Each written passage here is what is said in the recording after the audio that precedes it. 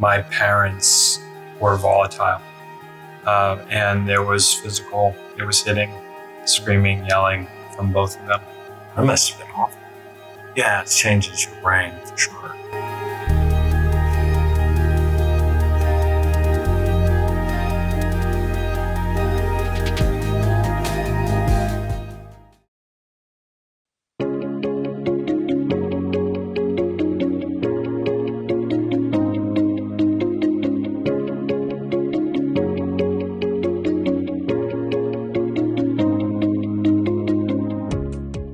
Thank you so much for doing this with us. I'm very excited. I'm excited. I saw a little flash up there. I got nervous and excited. So the mission we have here is to end the idea of mental illness by creating a revolution in brain health. Mm-hmm. And you describe yourself as a wellness entrepreneur. That's right. You've actually been involved with a number of very important health businesses. Mm-hmm. But tell me your goal today. What do you want for yourself? I want insight. My real goal is insight, what's going on. The ability to understand why I have some lows and how I can connect better to that. So there's been some sadness, and I don't know if that's around a physical condition I already have, but I want to see what's happening in my brain to see if I can figure that out. Well, it's going to tell us, because I've already seen the brain. It's going to give us some insight. Talk about your physical condition and what happened, because it actually happened when you were pretty young. It did. It happened 25 years ago. I had a transverse myelitis, which was a scarring. It was lesion on my thoracic spine from T3 to T6. So that's the technical, but slowly. So it's like the middle of your upper back. That's right. That's what happened technically.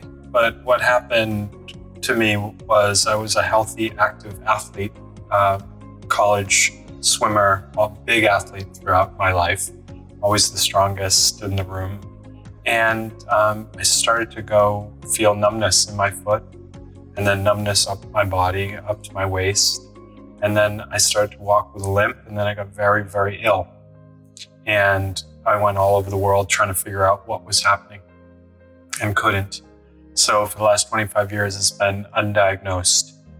And it's been a little bit of a mystery and a search on how I can get better, which was anybody who has an undiagnosed illness. It's almost better to have something to call your own, that you can say, I have this and I'm going to go fix it.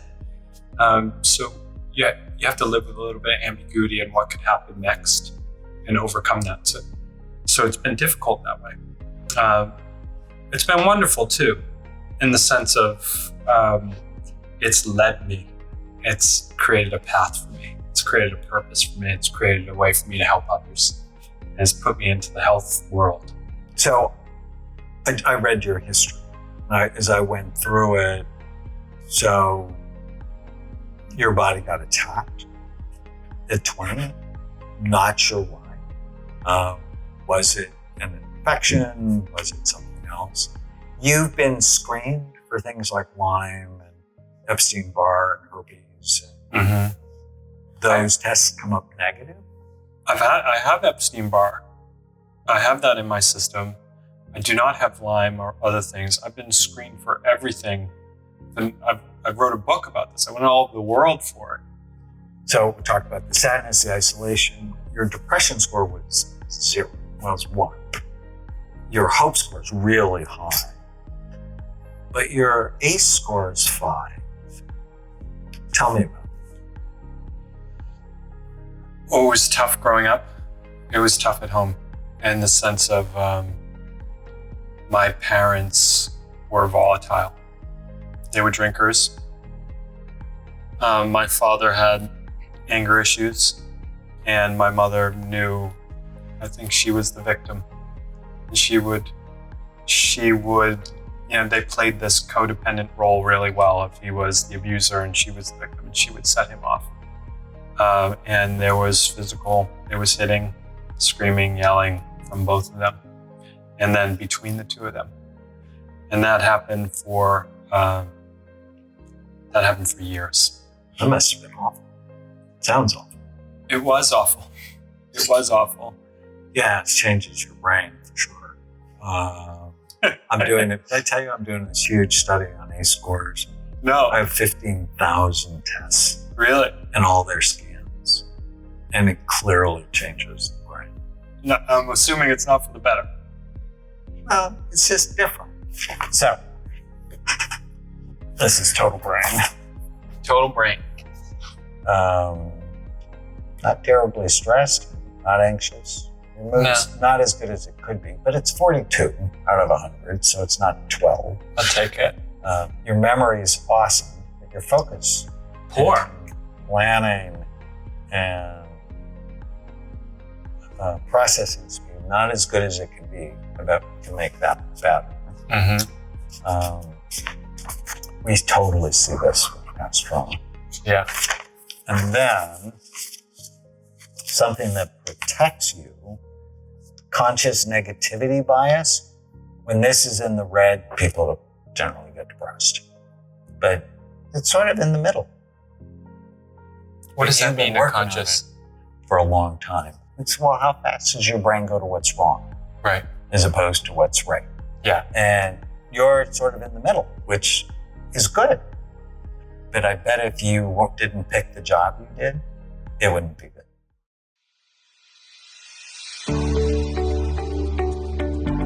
All right, so interesting. So here's the healthy scan.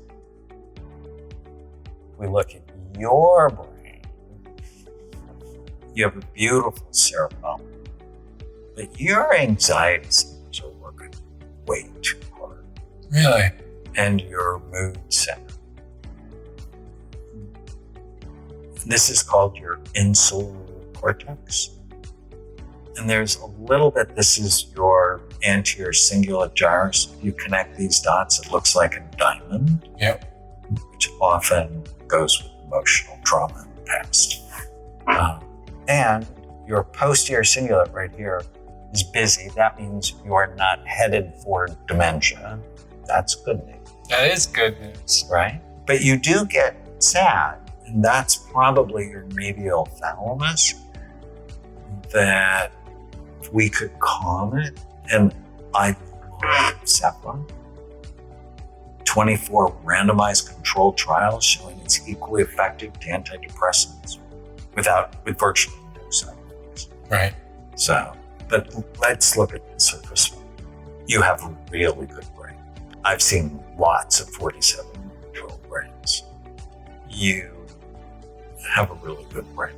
Could be better, but it's pretty good. It's pretty good. Oh, that's good to hear. Happy. The one that could be better. See right here, you have this dip and a little bit of low activity here. I bet if I asked you enough times whether or not you were in a car accident or had a concussion, something would come. Really? Because that's what it looks like to me. The one thing I think that'll really help you is if I can calm this down a little bit. That would be amazing. Still keep the motivation, but not where you have to, where you feel bad about yourself. I actually have a lot of guilt too. I feel guilty about things when I shouldn't. Tell me. And sometimes I go if like I've been texting or emailing someone, they haven't responded, that's a friend or family. I start to feel guilty, like I did something wrong to offend them.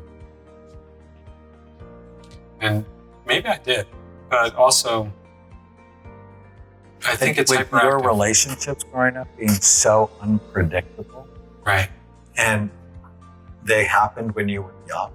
And when children are young, they think of themselves at the center of the world because they don't have a big view. Yeah. And so if something good happens, they think it's because of them. And if something bad happens, they think it's because of them. And so ACE scores 3 or more, there's this sense I'm defective. responsible on it. Yeah, I never really, this is the first time I ever considered that's why. And that's an aha moment. And nurturing the 6-year-old or the 8-year-old or the 4-year-old and going, because you have a good mind and going, I need to take care of him. Yeah. Right? Because he's the one that's crying, it's my fault. Right. Daddy's being mommy. Yeah. And obviously it's not. But emotionally, you still don't know that because your 4-year-old's in charge. Yeah. And so when you start feeling guilty, that's when I want you to write down, they're mad at me, or I did something wrong, and then take it through the questions. Okay. So can we do that? The ants questions. The ants questions. Can we do Let's that? do Let's that. do it. So if the thought is, I did something wrong, the first thing we do, write down the thought, and then the questions. And it's just answer the questions. Is it true? I don't know. Maybe. Maybe. Is it absolutely true? With 100% certainty, No. you did something. No. When you believe this, how does it make you feel? When I believe that it is true, it makes me feel anxious and sad.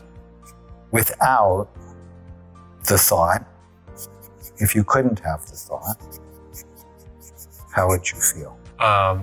If I didn't have that thought, I'd feel relief. So these two questions teach us thoughts cause suffering. Thoughts cause feelings. Feelings cause behaviors. Behaviors create the outcome in our lives. And so often we're not going to the root. The root are the thoughts. And the thoughts lie, Right. like all the time. And I call them ants, automatic negative thoughts, because they just show up.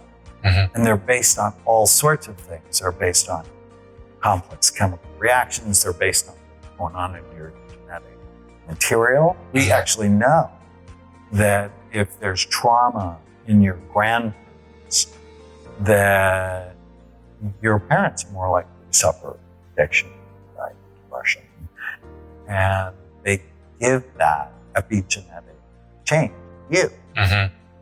And then if you add in trauma and substance abuse and lots of negative words that you witness, they get set in your life. Yeah. And then they just show up. Right. And they tend to attack you when you haven't slept. You've had a fight with someone. Yeah. And you haven't eaten, or you've eaten bad quality. Not like we had on Sunday. Right.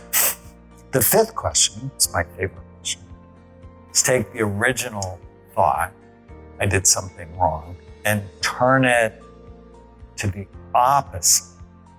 So take the opposite of the thought that's making you suffer.